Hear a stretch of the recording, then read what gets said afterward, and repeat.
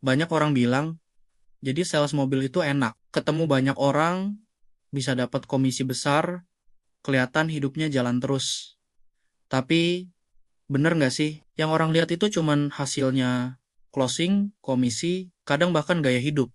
Tapi yang nggak kelihatan. Itu jauh lebih berat. Penolakan, di ghosting, harapan yang nggak pasti. Kita chat panjang lebar, dibaca doang. Kita telepon berkali-kali, nggak diangkat, kadang sampai kepikiran. Salah gua di mana ya? Kurang jelas, kurang sabar, atau memang dia dari awal nggak niat beli. Dan jujur, itu capek. Gue pernah ngalamin hal itu sama satu customer yang sampai sekarang masih gue inget. Awalnya simple banget. Dia cuma nanya harga mobil, nanya spek, nanya promo, nanya simulasi kredit. Dari cara dia ngobrol, kelihatan serius. Bahkan gue sempet mikir, wah ini bisa closing nih. Tapi ternyata nggak semudah itu. Begitu gue kasih harga, dia langsung jawab, wah mahal ya. Saya pikir-pikir dulu. Dan setelah itu, dia hilang.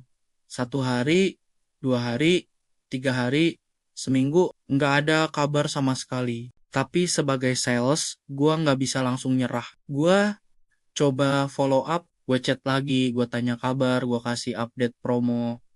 Kadang dibalas singkat, kadang cuma di-read. Bahkan lebih sering nggak dibalas sama sekali. Sampai akhirnya gue capek sendiri, gue mulai mikir, udahlah, kayaknya ini nggak akan jadi. Mungkin dia cuma iseng nanya, mungkin dia udah beli di tempat lain. Mungkin juga dia memang gak mampu. Dan gue hampir berhenti follow up, tapi beberapa hari kemudian, tiba-tiba handphone gue bunyi dari dia. Dia chat, Mas, unitnya masih ada. Jujur gue kaget, tapi langsung gue bales. Gue bilang masih ada. Dan gue tawarin untuk lihat unit langsung. Gak lama, dia jawab lagi.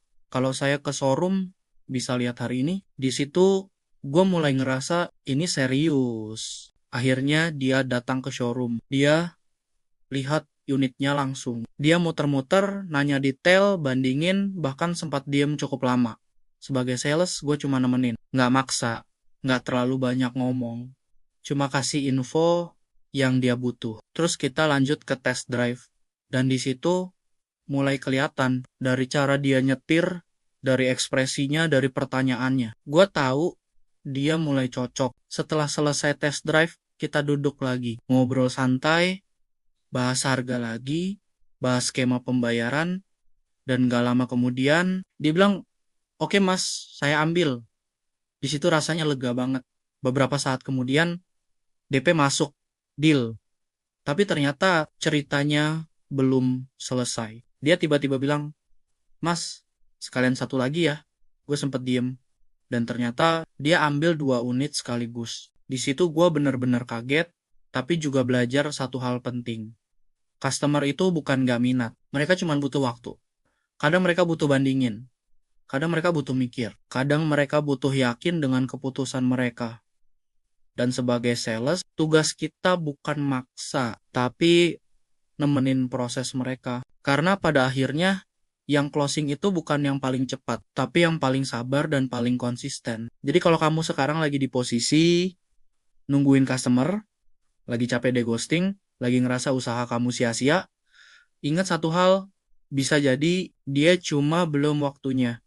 Dan kalau kamu tetap konsisten, tetap sabar. Saat waktunya datang, hasilnya bisa di luar dugaan. Kalau kamu lagi cari mobil baru, semua merek, atau bahkan kamu mau jual mobil lama kamu, santai aja, bisa langsung hubungi.